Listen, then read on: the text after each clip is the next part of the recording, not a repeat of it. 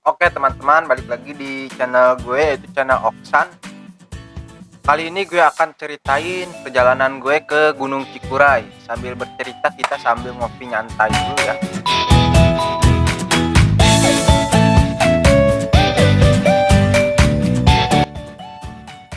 Oke, tadinya gue mau buat video kayak sinematik atau kayak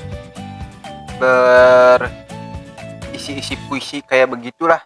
Akan tetapi video yang gue dapatkan dari Gunung Cikuray itu sedikit, karena gue mengalami sesuatu di Gunung Cikuray, yaitu pas gue liburan ke Gunung Cikuray itu, gunungnya itu padat penuh men, kayak pasar malam gitulah. Udah jalannya udah sempit, gimana kalau kata orang-orang itu yang pengurus di situ itu mencapai 10.000 men, 10.000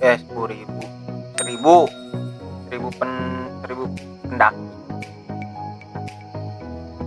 Awal mula naik Gunung Cikuray yaitu kalau gak salah tanggal 3 men, gue naik Gunung Cikuray. Berangkat dari sini itu tanggal 3 hari Jumat gue berangkat berempat di sini, dan temen gue terus yang berempat lagi nyusul, jadi 8 orang ya. Gue berangkat setelah Jumatan pukul 11. Setelah Jumatan gue berangkat menuju Garut, dari Subang menuju Garut.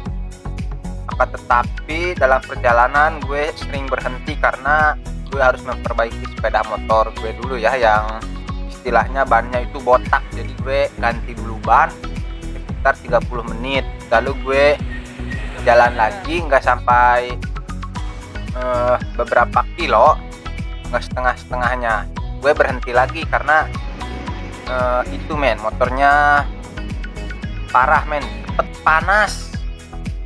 Karena motornya maklum motor tua 2012, jadi gue menggunakan metode yang lambat ya di perjalanan ke Gunung Cikuray. Nah, setelah sampai di Gunung Cikuray akhirnya gua salah jalur men. Tadinya gue mau via Kiara Janggot, akan tetapi di map tersebut itu malah menuju via Pemancar. Ya udah, pas gue sampai di lokasi ya udah, gue tadinya mau balik lagi, ya udah yang ada aja ya, yang penting gue bisa mendaki ke Gunung Cikuray. Ya udah, jalani aja ke Gunung Cikuray via Pemancar. Nah, setelah gue nggak sampai base campnya, di kaki-kaki Gunung Cikuray itu ada warga-warga men di situ yang nawarin jasa angkutan atau angkutan kol buntung. Katanya kalau warga sekitar kalau pakai motor nggak akan bener men, karena jalannya yang hancur parah deh, bener hancur parah. Dan gue saranin juga kalian lebih baik pakai angkutan umum. Nah, di situ gue sampai di kampung kaki gunung, nggak tahu namanya, kaki Gunung Cikuray lah itu. Nah, di situ gue santai-santai aja sampai jam 7. Kata warga ya udah santai aja, bicara dulu sama warga, ngobrol-ngobrol dulu. Akhirnya gue nggak langsung ke base campnya, dan di situ gue malah diajak ke rumah warga men, disuruh nginep dulu di rumah. Cina, ayo Kang, di rumah dulu daripada ke base campnya kita harus mendirikan tenda men. Kalau di base campnya, kata si warga tadi, lebih baik menginap di rumah saya aja ketimbang ke base campnya kalian harus membuka tenda. Ya udah, saya setuju nginep dulu di rumah si akangnya. Dan setelah nginep di rumah si akangnya baik banget, gue dikasih makan men, makan malam sama si akangnya. Nah, di situ gue sambil bicara sama si akang, dan temen gue yang 4 orang lagi dari Subang datang pukul jam 1, sekitar jam 1-an kurang lebih lah datang mereka, sama dari Subang. Nah, setelah datang akhirnya gue beristirahat sampai jam 5 men. Jam 5 gue ke air, ada musola di situ, sholat dulu. Lalu ada pendaki di samping, katanya mau bareng nggak dakinya. Akan tetapi teman-teman gue masih pada molor men, biasalah karena gue keong men, lambat kalau udah tidur ya dakinya nggak tahu jam berapa. Akhirnya gue mendaki jam 8 dan di situ gue sewa mobil men. Per orang itu bayar 35.000. Sabar, aduh gimana. Dan setelah gue naik mobil ternyata jalannya emang parah men kalau pakai motor emang. Dan di situ sebelum sampai base camp di situ ada pungutan, kita tahu pungutan apa atau Karang Taruna, entah apa, di situ ada pungutan sebesar 10.000. Setelah sampai base campnya, nah gue kirain di base campnya itu langsung bayar si Maxi. Pas gue nanyain ke base campnya, di situ kan ada warung, Pak bayar base camp di mana? Ternyata bayar base campnya itu di pos 1. Kita harus berjalan lagi 15 menit untuk menuju pos 1 ya. Setelah bayar base camp, ternyata rame cuy yang datang. Kurang lebih itu ada 1000-an lah kalau nggak salah. Dan gue langsung di situ memulai perjalanan untuk menuju pos 8. Nah di situ gue pisah lagi men. Rombongan gue yang 4 orang sama yang rombongan 4 lubang tadi dipisah. Gue mendaki lebih awal dan mereka agak nyantai men. Ya udah kata gue pisah aja dulu, kita ketemu di pos 8. Nah ternyata treknya pas gue coba untuk pemula, yang baru pemula, wah ternyata treknya lumayan men. Itu nggak ada datar-datarnya sama sekali. Cuma pas di datar-datarannya itu pas setiap pos itu tuh yang untuk mendirikan tenda itu di situ aja yang datarnya men. Wah itu parah bener. Nah gue berjalan terus. Nah di sini gue sambil berjalan santai aja sambil ngobrol-ngobrol sama orang-orang karena di Gunung Cikura itu rame. Tapi kalau bukan hari-hari seperti ini, kalau Gunung Cikura sepi, itu menurut gue Gunung Cikura itu agak menyeramkan men. Karena ini wah yang dakinya banyak, jadi gue nggak ada kata takut sama sekali tentang gunung ini. Jadi gue mendaki dengan mereka santai-santai aja. Yang penting gue sampai ke pos 8. Emang sih gue di situ kelelahan men, karena treknya nggak ada datar-datarnya dan menurut gue 90 derajat lebih lah itu. Wah jalannya memang jos banget. Dan treknya juga itu treknya tanah men, nggak ada batu-batunya.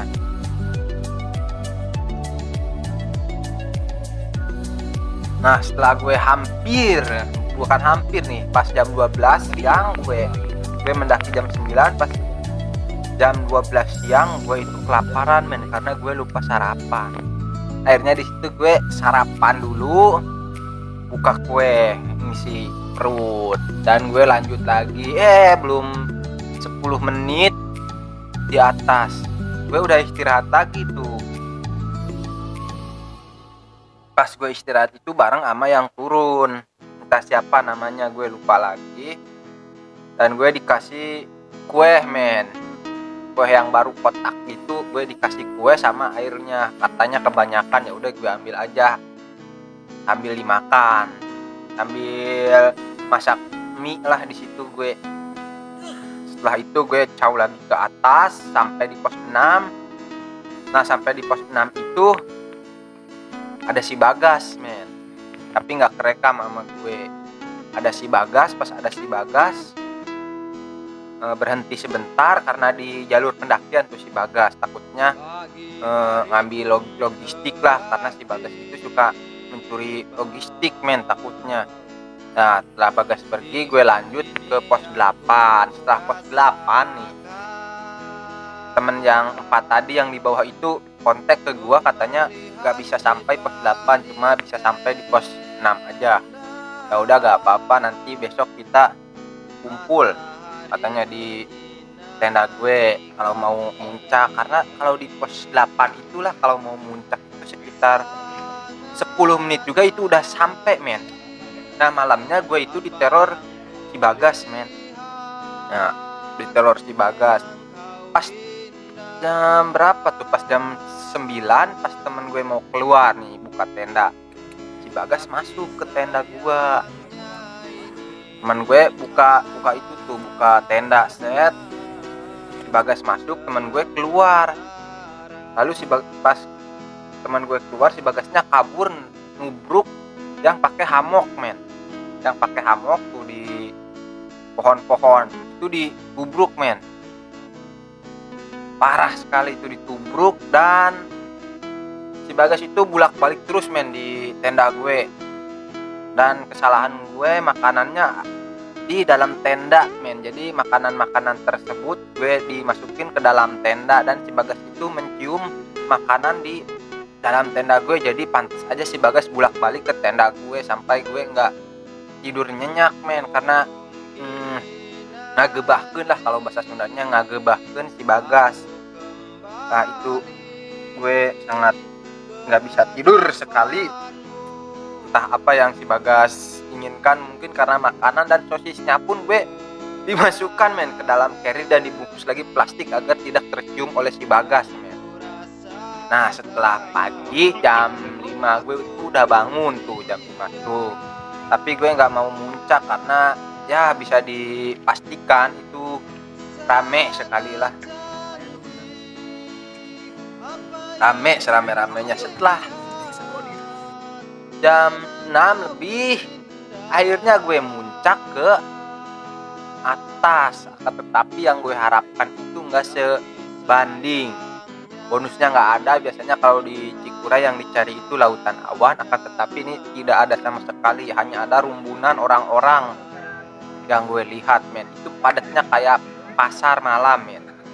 Kayak pasar yang lagi diskon baju itu, waduh, berebutan kayak gitu. Itu jalan juga udah susah, men, kayak yang pulang lagi udah nonton konser lalu pulang. Nah di situ jalannya kayak sedikit-sedikit dah nggak jelas. Bahkan gue ingin foto-foto juga, nggak berminat. Gue cuma 1 kali foto aja di situ untuk bukti, men, kalau gue pergi ke keluarga ke Cikuray. Nah